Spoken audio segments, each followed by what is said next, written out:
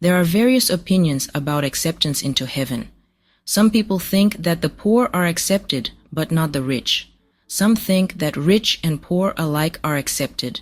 Some think that rich people cannot be accepted unless they give up their assets and become like the poor. And all of them support their opinions from the Word. However, as far as heaven is concerned, people who differentiate between the rich and the poor do not understand the Word. At heart, the Word is spiritual, though it is natural in the letter. So if people take the Word only in its literal meaning, and not in some spiritual meaning, they go astray in all kinds of ways, especially regarding the rich and the poor. They believe that it is as hard for rich people to enter heaven as it is for a camel to go through the eye of a needle, and that it is easy for the poor by reason of their poverty, since it says, "Blessed are the poor, because theirs is the kingdom of the heavens." Luke 6:20-21. However, people who know something about the spiritual meaning of the word think differently. They know that heaven is for everyone who lives a life of faith and love, whether rich or poor. We will explain below who are meant by the rich in the word and by the poor. Out of a great deal of conversation and living with angels, I have been granted sure knowledge that rich people enter heaven just as easily as poor people do, and that no one is shut out of heaven for having abundant possessions or accepted into heaven because of poverty. There are both rich and poor people there, and many of the rich are in greater splendor and happiness than the poor.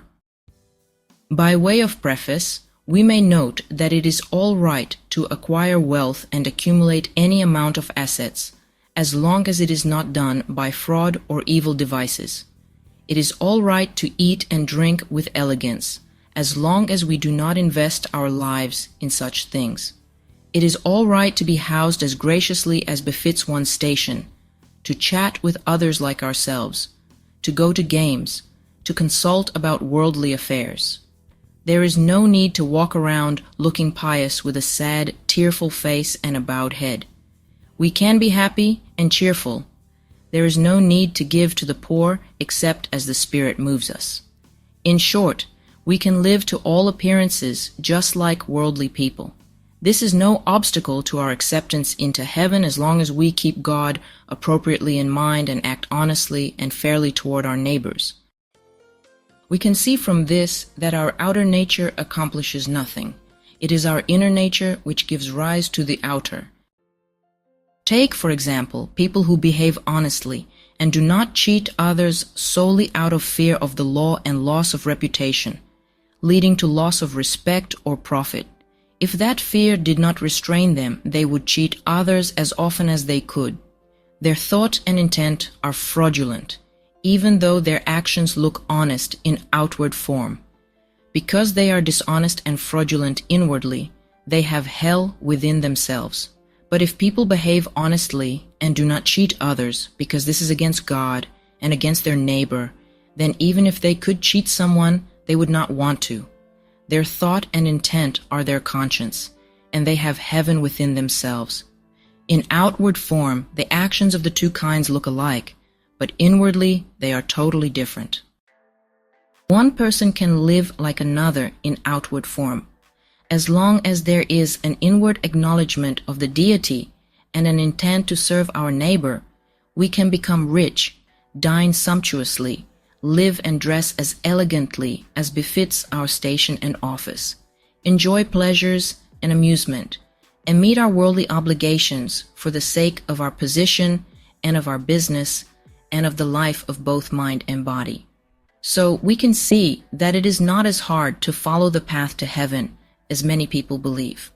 The only difficulty is finding the power to resist love for ourselves and love of the world, and preventing those loves from taking control, since they are the source of all our evils.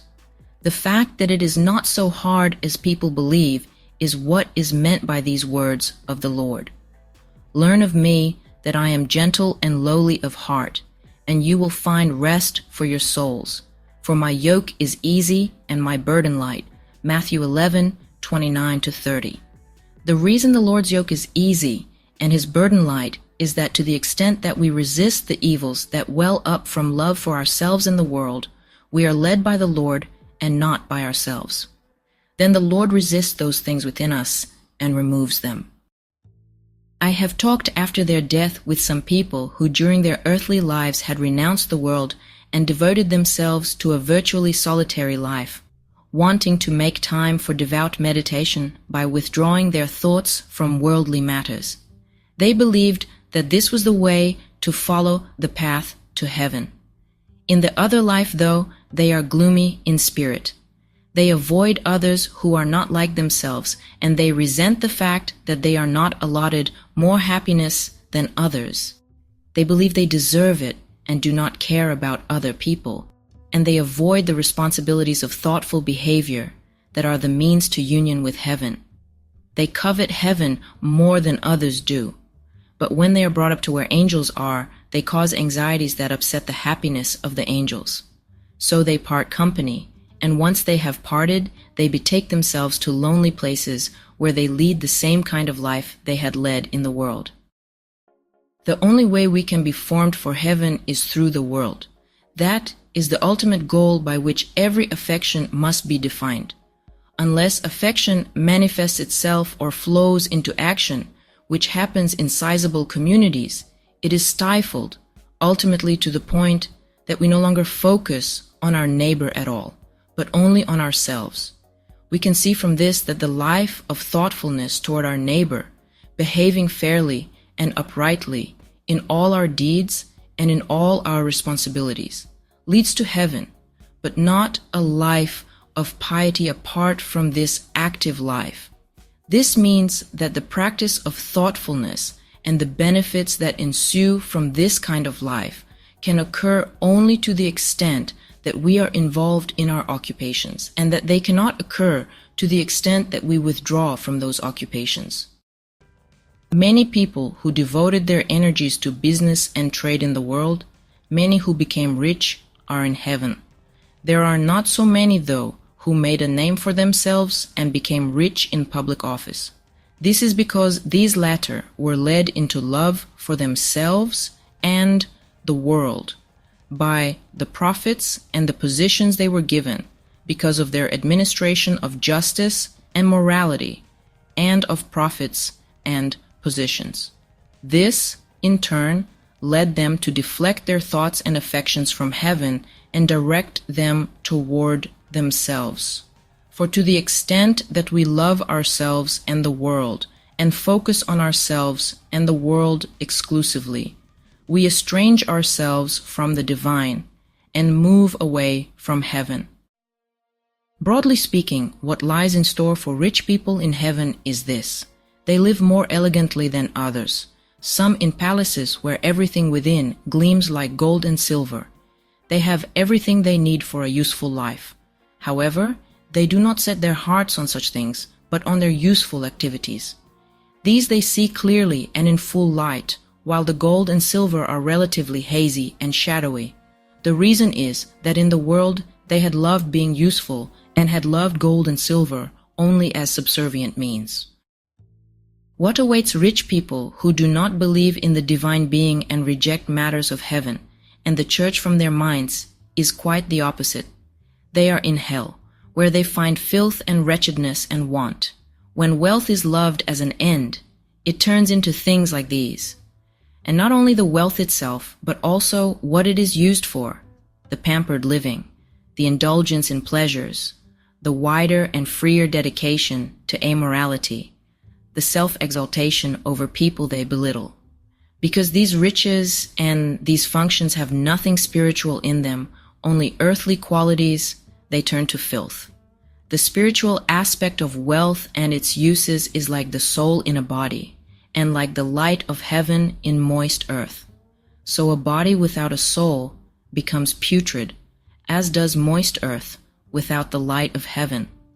These are the people whom wealth has seduced and drawn away from heaven. After death, our ruling affection or love awaits each one of us.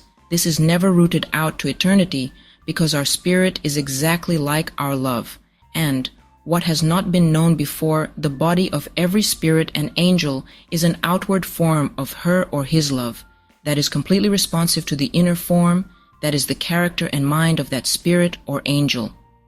That is why you can recognize the quality of spirits from their faces, their postures, and their speech. That is why our own spirits are recognized in this world if we have not learned how to pretend with our faces and postures and speech.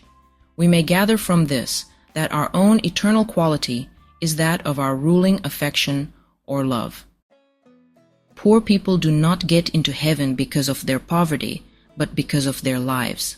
Our lives follow us whether we are rich or poor. There is no special mercy for the one any more than for the other.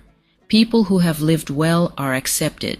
People who have lived badly are rejected. The reason people believe that it is easy for the poor and hard for the rich is that the word is misunderstood when it talks about the rich and the poor. In the spiritual meaning of the word, the rich means people who are amply supplied with understandings of what is true and good. That is, people in the church where the word is. The poor means people who lack these understandings but who long for them, or people outside the church where the word is not found.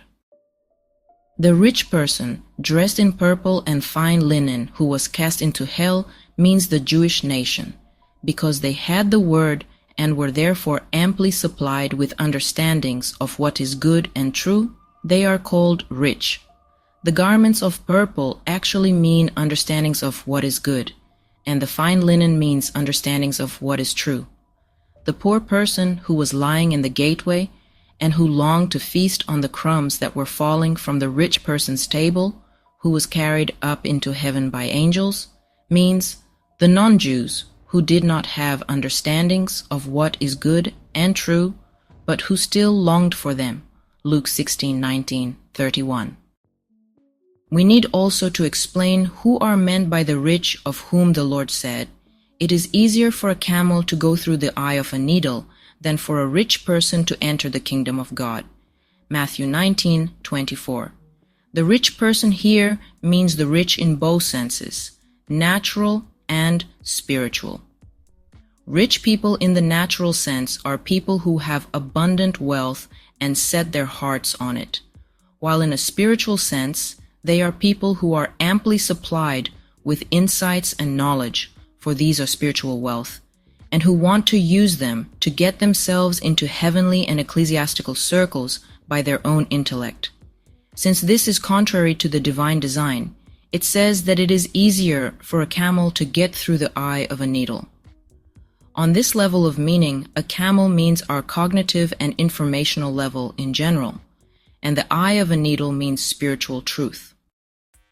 We may gather from a number of passages that on the spiritual level, the rich in the word refers to people who enjoy insights into what is good and true, and that wealth means those insights themselves, which are spiritual riches.